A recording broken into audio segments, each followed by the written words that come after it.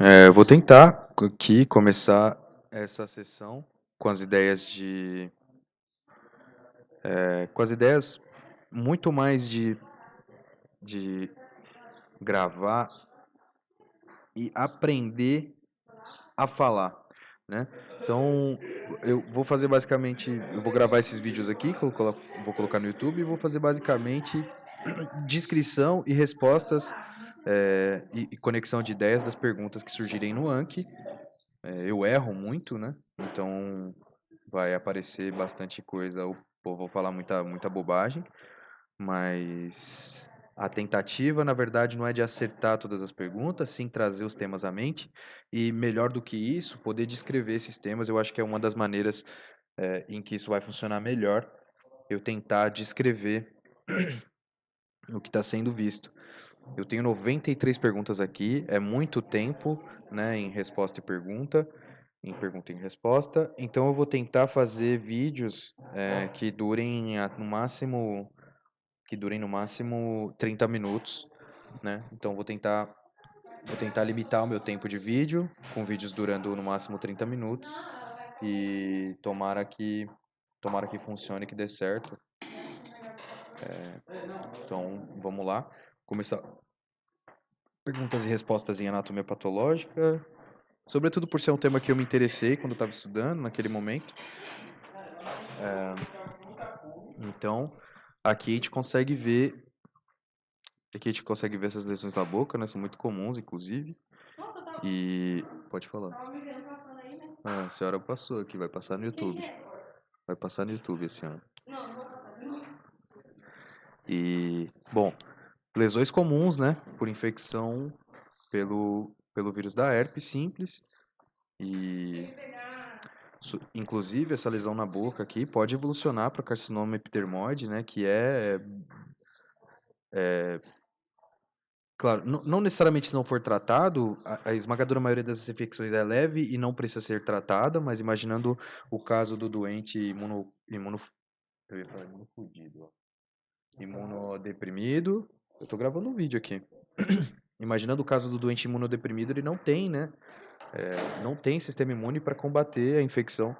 E aí a lesão pode causar alteração de ordem genética e ele pode desenvolver carcinoma epidermoide com uma lesão bem semelhante a essa que está aqui no lábio. Então, infecção por vírus da herpes simples.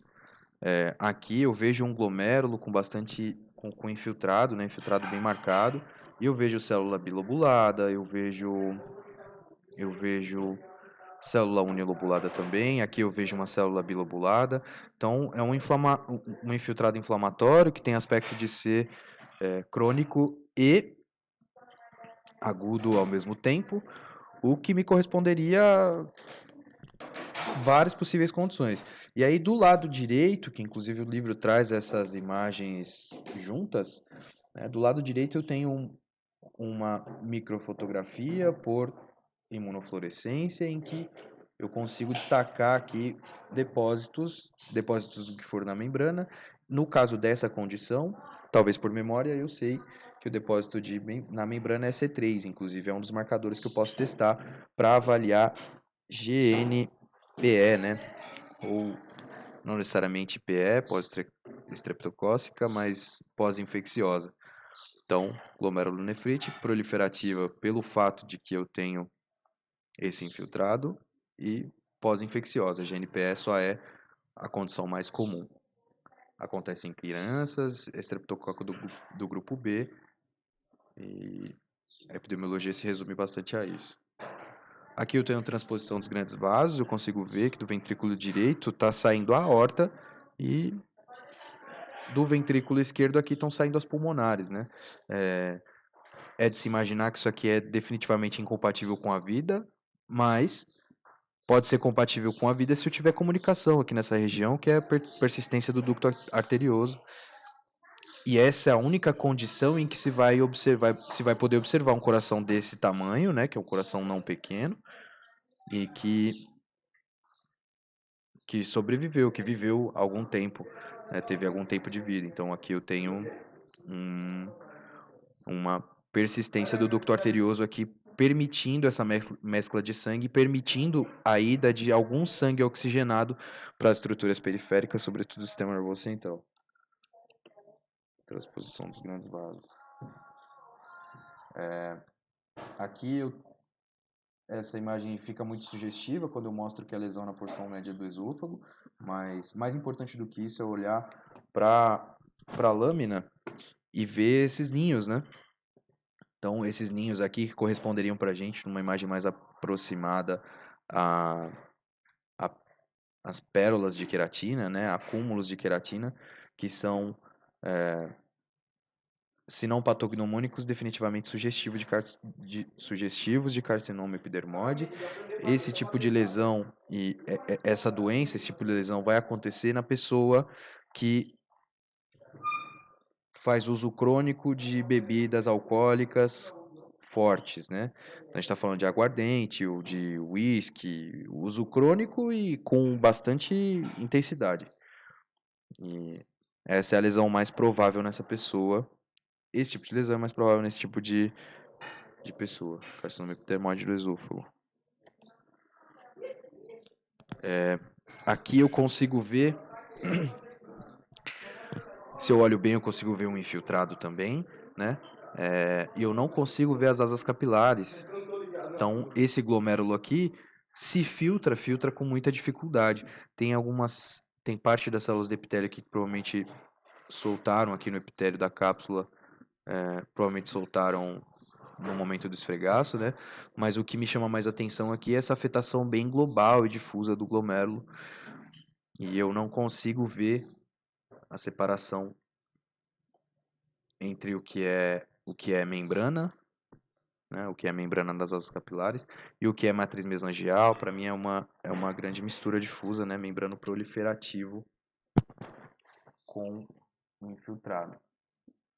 Aqui, essa imagem não é necessariamente sugestiva, não é autoexplicativa, porque eu não sei qual que é a posição da lesão no colo, mas se eu olhar do lado esquerdo, do lado direito, eu consigo ver que, claro, né, uma próxima a outra, eu consigo ver que exatamente o ponto de lesão também encheu de bário, né? Então a pessoa fez um enema baritado, provavelmente, para observar o trânsito e observar qual era a causa de dor ali daquele doente. E aqui a gente vê os sinais de estrangulamento na luz, né? Talvez por fecalito, ou talvez por hiperplasia linfóide. Mas essas são as ideias. Aqui eu tenho inflamação, é uma possibilidade de abdômen agudo, em quadrante inferior direito, né? Fossa ilíaca direita. Então, um doente que a gente, sei lá, observa um quadro, por exemplo, sugestivo de apendicite, abre e entende que, na verdade, o apêndice não tem inflamação, não tem obstrução, nem focalito, nem distensão, e ele tem um divertículo de Meckel aqui que teve inflamação. Então, diverticulite de Meckel é a condição, né? O divertículo em si, ele traz mais essa probabilidade, essa possibilidade de que ele sofra obstrução e a gente tenha problemas com estrangulamento, mas ele em si não é um problema, né? Tem gente que nasce e morre com isso e tá tudo bem.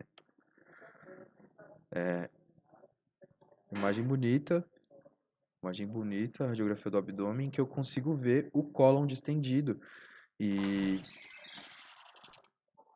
uma distensão super marcada. Então, uma distensão super marcada. E por que que ele distende, né? Por que que eu tenho a distensão colônica aqui? Porque é uma lei chamada Lei de Stokes, né? Em que a ideia é de que toda a musculatura, e aí a gente está falando mais especificamente ali da musculatura das vísceras, toda musculatura em contato com uma serose ou um tecido inflamado, ela perde o movimento, deixa de se movimentar. Então, se ela deixa de se movimentar, eu vou ter acúmulo de gases, porque os gases continuam a ser produzidos, e aí eu vou ter, a partir daquele ponto, uma obstrução, vou ter um ponto de obstrução, e o ilho paralítico com acúmulo de gás. Bonito, né? Essa imagem foda. Imagem foda, aqui me parece prolapso também, né? Mas essa aqui é uma hemorroida interna que se exterioriza, né? E esse é o grande problema, é que ela acaba por sangrar, mas aqui a gente consegue ver que na região externa, aqui na borda do ânus, está tudo bem. Só que está prolapsado com uma inflamação ali da mucosa dos vasos e em que eu posso ter sangramento, como é o caso da imagem segunda. Aqui, isquemia aguda do miocárdico.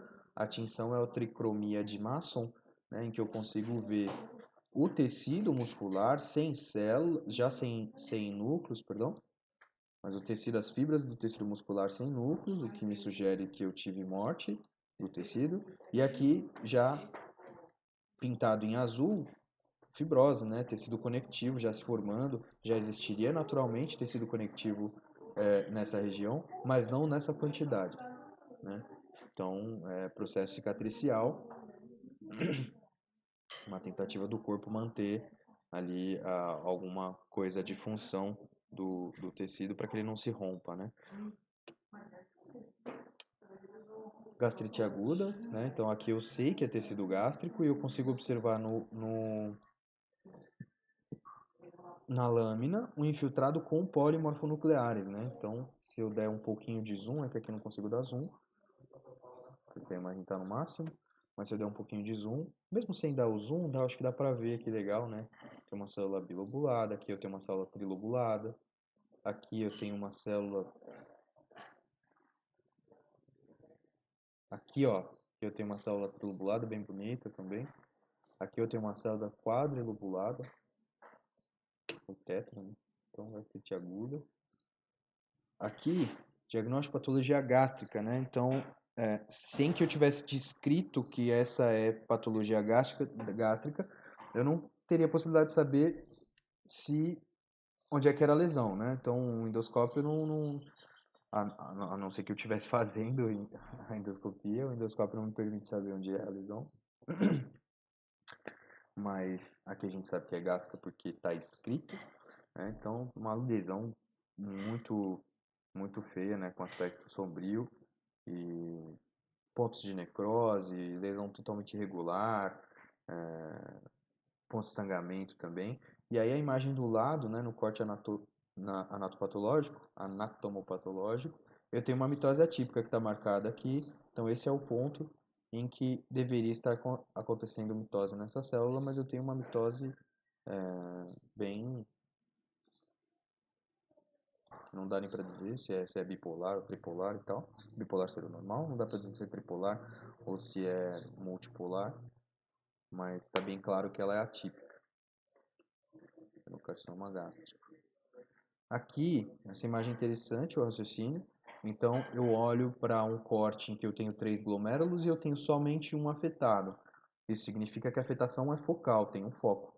E na imagem do lado, eu olho para o glomérulo que está afetado e vejo que o segmento médio aqui está muito mais afetado do que, por exemplo, esse que está mais inferior, né? Então, isso significa que a lesão é segmentária, tá? Você está afetando somente um segmento, um glomérulo, de maneira focal, deixando outros 2 glomérulos livres, né? Aqui eu tenho ainda espaço para filtração, aqui eu não tenho esse infiltrado com esclerose, então glomérulo, esclerose, focal e segmentária. Processo da imagem 1, né? Se eu raciocinar que nesse tecido, e aqui eu sei porque eu sei que é tecido esofágico, inclusive na altura do esfíncter esofagiano inferior, eu preciso me lembrar que nesse tecido eu não deveria ter esse tipo de célula, né? Então, esse tipo celular aqui começa a nascer nesse tipo de tecido em tentativa de proteger o tecido do, dos irritantes, né? Do estímulo lesivo que ele tem sofrido. E a esse processo te dá o nome de metaplasia intestinal. Então a ideia é de que se eu tenho metaplasia intestinal nesta região, a gente vai chamar essa região de esôfago de Barré, e a alteração mais provável que aconteça no futuro, sem intervenção, é de adenocarcinoma esofágico. Essa lesão é bonita, né? Polipose adenomatosa familiar. E a característica é justamente essa, né? São vários pólipos distribuídos pelo intestino como um todo, pelo cólon como um todo. E são pólipos benignos, no fim das contas, né? Aqui eu tenho maior probabilidade de inflamação, alta probabilidade de estrangulamento de uma lesãozinha dessa daqui, com sangramento, mas as ideias são de que essas lesões são benignas, na verdade. Polipose adenomatosa também. Aqui eu tenho endocardite infecciosa e aí eu consigo ver o aspecto da vegetação bem grotesco, né? Inclusive com sangramento. Nessa lesão eu tenho eritroplasia. Lesão comum aqui para essa região. E possibilidades também de evolução para carcinoma. Possibilidade também de evolução para carcinoma epidermônico. Nessa lesão, eu tenho uma glomerulosclerose que tem padrão periiliar, né? Então, esse aqui é o ponto de chegada da minha aferente, ponto de saída da eferente, talvez seja esse outro capilar, essa outra arteríola. E aqui, justamente, nessa região, eu tenho afetação esclerótica, então eu vou chamar de glomerulosclerose com padrão periilar, se não me engano. Glomerulosclerose segmentária e focal. Aqui não dá pra gente dizer que ela é focal, aqui dá pra dizer que ela é segmentária, porque eu tenho somente um segmento afetado. Com essa variante aí, que é periiliar. Varizes esofágicas, né, que é um vaso bem dilatado, vaso tortuoso e bem dilatado, e não deveria ter esse aspecto aqui, como se estivesse abultando para a luz do esôfago. E acaba a anatomia patológica. A gente entra aqui nas ideias de cirurgia. Medicurso 2021. Tal é o principal parasita envolvido na gênese de pancreatite aguda. O parasita é o Ascaris lumbricoides. Né? Lembrar dessas ideias, lembrar da possibilidade de síndrome de Loeffler, né, produzida pelo Ascaris lumbricoides. Tudo bem que isso não vai acontecer, ou provavelmente não aconteça num quadro em que eu tenha pancreatite mais síndrome de Loeffler, com epistaxe, sangramento pulmonar, com edema agudo de pulmão, ou com lesão com bastante infiltração nos pulmões. Mas a ideia é que o Ascaris pode impactar a ampola de Vater e pode produzir pancreatite com um mecanismo muito semelhante ao que acontece na litíase biliar. Provavelmente vai ser falado aí em algum outro momento. Então, ó, o parasita obstrui o conduto e eleva a pressão intradutal. Aí já viu, né? Elevar a pressão, eu acabo ativando enzimas que não deveriam ter sido ativadas naquele momento dentro do tecido pancreático. No paciente com pancreatite aguda, a PASH2 maior do que 8, aguda grave, a PASH2 maior do que 8, é justamente aqui o que vai me indicar que ela é aguda grave. A indicação cirúrgica e de uso de antibiótico decorre da demonstração de infecção no tecido necrótico. Bom, a indicação cirúrgica é justamente essa, justamente para isso. Quem que eu opero na pancreatite aguda? Quem tem não sinais de infecção sistêmica, mas sim sinais de complicação local com infecção, e eu vou identificar isso na tomografia. Né? Então, eu vou fazer a tomografia para observar. No caso da pancreatite leve, em teoria não deveria ter feito tomografia, a não ser que eu tenha dúvida diagnóstica, a gente provavelmente vai passar pelas indicações de TC na pancreatite, mas a ideia nesse momento aqui é que eu vou operar e usar antibiótico, e o antibiótico é carbapenêmicos, né, o Ipenem, se tiver infecção do tecido demonstrável por TC, certo? Se tiver infecção do tecido demonstrável por TC. Então aqui, ó, necrose sintomática, febre baixa, anorexia CIRS, né, e como que eu vou saber se tem necrose? Com TC. Ou necrose infectada. Sintomática aqui com as ideias de que o meu paciente não melhora. Eu instituo tratamento e a gente vai falar sobre isso, mas eu instituo o tratamento e ele não evolui. Não evolui. Então quer dizer que, muito que provavelmente, eu tenho um quadro de necrose infectada e eu vou fazer a tomografia, vou ver esses achados e vou conduzir a partir daí com necrosectomia. Indicações de TC na pancreatite aguda, justamente, né? Então, eu tenho 5 indicações de TC, eu vou indicar em 5 casos. O primeiro caso é na dúvida diagnóstica, por algum motivo, ou eu não tenho a dor, ou eu não tenho amilase lipase maior que 3 vezes limite superior normal, então eu vou fazer TC para obter mais um critério positivo para pancreatite e dar o diagnóstico de fato.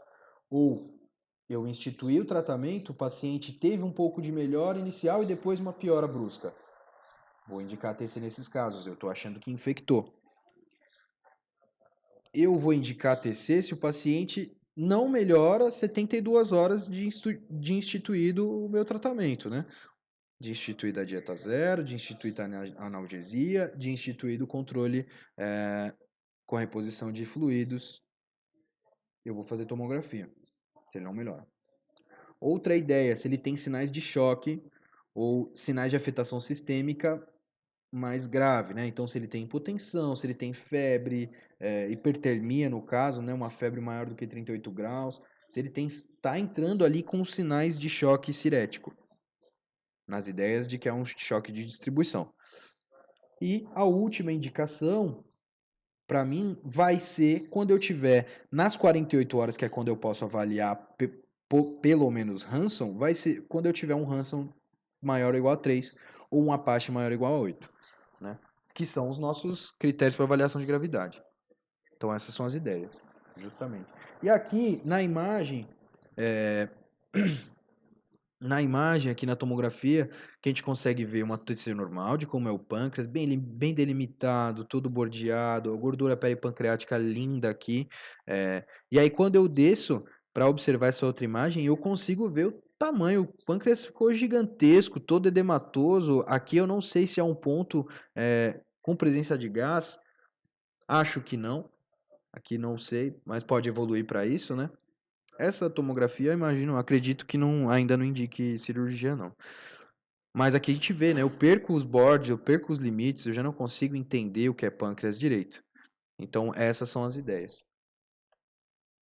Paciente sexo feminino, 42 anos de idade, IMC de 38 e com diagnóstico de colelitíase. Deu entrada no pronto-socorro com quadro de dor abdominal em andar superior do abdômen, do tipo em faixa, vômitos incoercíveis após ter jantado em uma pizzaria.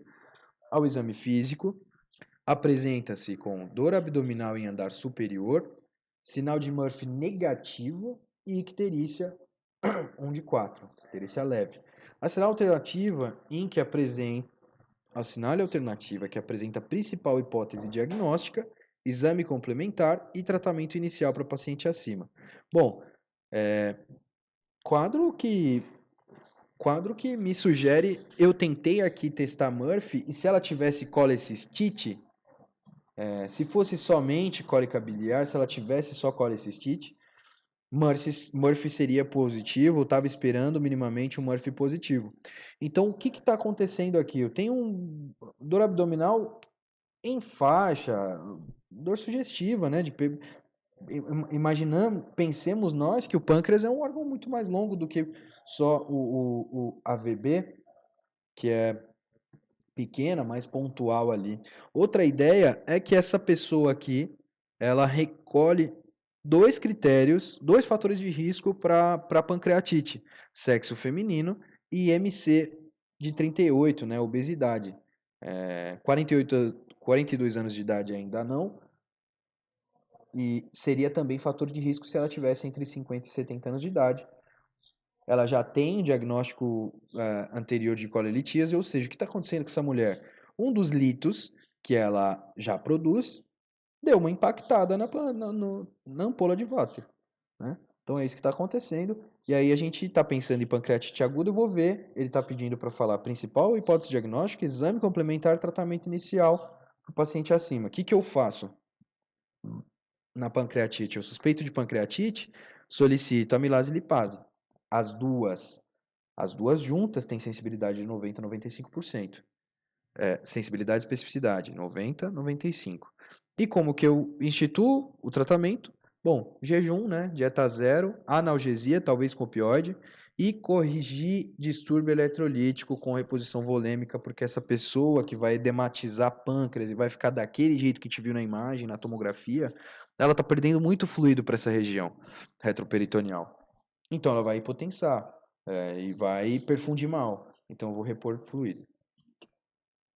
Resposta certa, a letra B, né? Eu não vou ler a resposta da pergunta inteira, a não ser que eu erre e precise entender o que eu errei. O achado tomográfico de duas ou mais coleções líquidas de gás, segundo Baltazar, em grau de gravidade tomográfico, é classificado em qual é o grau, né? Então a gente tem 5 graus, Baltazar deve ter sido um rapaz querido que começou a conseguir relacionar os achados na tomografia, os achados na imagem, com o prognóstico. Interessante, porque se a gente consegue ver na imagem, sem invadir nada, o que vai acontecer com esse paciente, a gente muda a maneira de tratar ele. Então vamos lá. O achado tomográfico de duas ou mais coleções líquidas de gás. No grau A, como que é essa classificação do Baltazar, né, para dizer melhor? No grau A, eu tenho um pâncreas normal, sem nada. No grau B, eu tenho um pâncreas edematoso. No grau C, eu tenho um pâncreas com sinais de inflamação peripancreática. É isso mesmo. No grau D, eu tenho uma coleção líquida ou gás. E no grau E, que é o grau que conota para mim maior gravidade, eu tenho duas ou mais coleções líquidas de gás. Então essas são as ideias. Resposta D, grau E. E é isso mesmo, né? Pâncreas normal, aumento focal ou difuso. Tô com a impressão de que tem alguém falando aqui. Além de mim. Interessante, né? Aumento focal difuso, mesmo que o B mais inflamação peripancreática, mesmo que o B e C mais coleção líquida única, e o E, mesmo que B e C, mais duas ou mais coleções líquidas e ou gás peripancreático. Diagnóstico nessa tomografia, e é óbvio que eu não vou nem tentar ler a tomografia inteira, porque eu não sei fazer isso, mas nessa tomografia aqui eu consigo ver, né,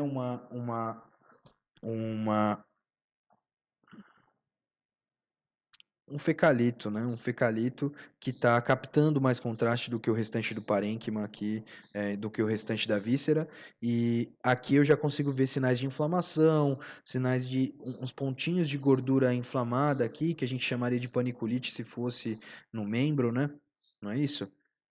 Então eu sei que o fecalito nessa região, lembrar que esse aqui é o lado direito, o fecalito nessa região vai impactar, provavelmente impactou no apêndice de alguém, e produzir inflamação, distensão e inflamação, apendicite aguda, dor no flanco direito, cronologia, eu não lembro não o nome da cronologia, mas dor em flanco direito, Robson positivo, Bloomberg positivo, tudo o que pode ser achado na apendicite.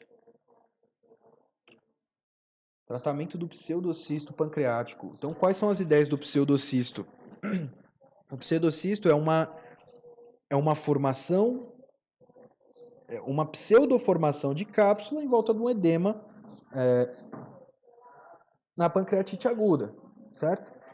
E a diferença do pseudocisto para uma lesão mais séria, que a gente de fato precisa intervir, é a presença de infecção lá dentro. Se tiver infecção numa lesão encapsulada, eu vou chamar ela de abscesso. E por que eu chamo de pseudocisto? Porque o revestimento que eu tenho em volta não é epitelial, não tem um epitélio de fato revestindo, né? Tem debris das coisas que estão em volta da lesão ainda. Por isso, no pseudocisto, quando eu injeto contraste para fazer a avaliação na tomografia, ele capta contraste, né? O que não seria natural num abscesso, por exemplo, ou no caso de um cisto, né? O cisto tem cápsula, o contraste chega, bate na cápsula e sai. Não entra, né? E como que trata isso? Bom, acabei de dizer que as ideias de tratar uma coisa muito grave é intervenção, né?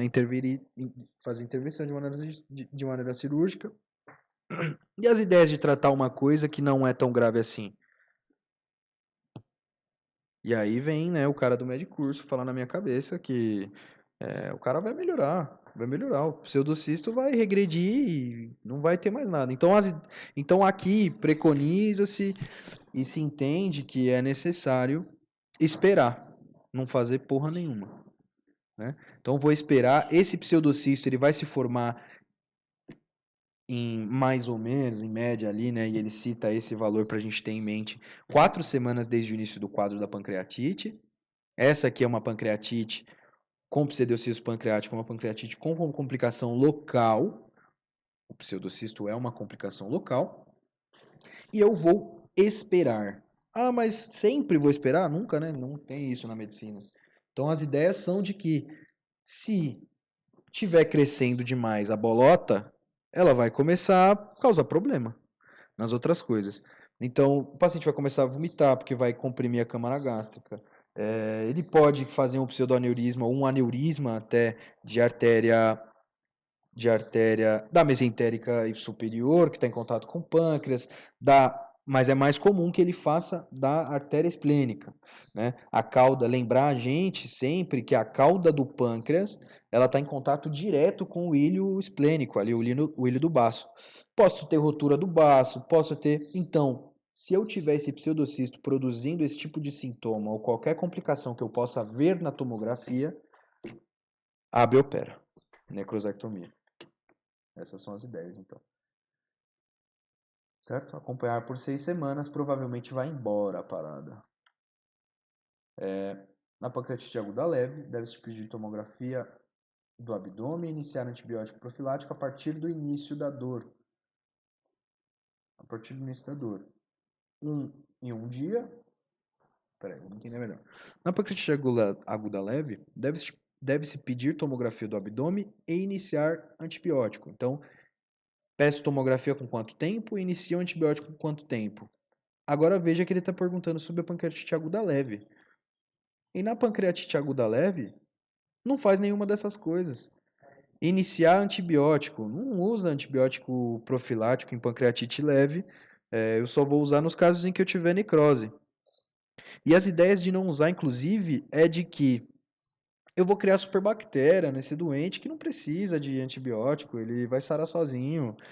Se ele não tiver infectado, e essa é a grande indicação, necrose infectada, se ele não tiver com infecção ali, concomitante, junto com a pancreatite que foi gerada por um mecanismo que não é infeccioso, ele não vai se beneficiar usando antibiótico, então não é para usar. Não se pede TC e não se usa antibiótico na pancreatite leve. A resposta é E. Letra E, bonitinha, maravilha, né? Paciente feminina, 45 anos, encontra-se no 23º dia de evolução de uma pancreatite aguda biliar com febre, taquicardia e leucocitose. Com base nos achados da tomografia computadorizada abdominal abaixo, considere as assertivas propostas. Agora, antes de ver a tomografia, eu vou ver o que ele quer considerar, o que quer que eu considere. Está indicada a antibiótico terapia de amplo espectro? Carbapenêmicos são os fármacos de primeira escolha. Bom, só está indicada se eu tiver infecção, né? Gás. Vamos lá. Drenagens endoscópico-radiológica constituem tratamento intervencionista de primeira escolha. É verdade. Nutrição enteral por sonda deve ser implementada. Aí você me fala, eu vou nutrir esse cara? Vou nutrir esse cara de maneira enteral por sonda? Sim. Eu vou fazer, inclusive, essa nutrição não na eu não vou jogar, não vai ser NG, não vai ser nasogástrico. Por que não vai ser nasogástrico? Porque eu quero pular o estômago. Eu não quero que o estômago secrete estimuladores do pâncreas. Eu vou pular o estômago e jogar direto no duodeno. Né? Então o estômago não vai secretar gastrina, não vai secretar o que tem que secretar para ele não estimular o pâncreas. Essas são as ideias. Então, sim, nutrição enteral por sonda deve ser implementada. Eu quero que essa pessoa se nutra, eu não quero que ela fique ainda mais fraca do que ela já vai ficar passando pela pancreatite, pensando inclusive que ela tem 23 dias de internada, né? Tem que cuidar. Então vamos lá. Olhando agora para a tomografia, porque vai depender dos achados da tomografia para a gente de fato aplicar antibiótico terapia e de fato drenar endoscopicamente, se for necessário, etc. Aqui ele não está falando que está indicado, né? Aqui ele está falando o que é. Drenagem endoscópica ou radiológica constitui tratamento intervencionista de primeira escolha, é verdade. Ou eu vou fazer punção por TC, ou eu vou fazer aquele acesso endoscópico, né, que o pessoal, que ele mostra, inclusive, no vídeo, no médio curso, em que ele perfura ali a víscera que está em contato com o cisto infectado e começa a drenar. Bonito, né, o que é feito ali. E aqui eu estou olhando para o pâncreas, e aqui no finalzinho, né, lembrar que esse é o lado esquerdo da tomografia, no finalzinho aqui, provavelmente em contato, ou próximo aqui de estar em contato com o ilho do baço. Aqui eu não consigo ver o baço, não sei se é uma pessoa esplenectomizada, mas eu vejo uma bolha de gás. Quer dizer que está infectado, quer dizer que está indicado antibiótico terapia de amplo espectro, quer dizer que carbapenêmicos são os fármacos de escolha, de primeira escolha. E é exatamente isso. Gabarito E. As três estão certas. Certo? O vídeo já tem 35 minutos. Eu ainda estou muito longe de terminar de responder meu Anki, porque falando demora muito mais. Ainda tem 67 perguntas, eu respondi só 30 e pouquinhas. E vou ver se eu continuo fazendo assim, vou ver se acho vantagem em ainda assim responder anatomia patológica, ou talvez só falar sobre os temas de clínica e cirurgia. E quem for assistir essa desgraça, baixa o Anki, que é roubado. O Anki é roubado. Muito roubado.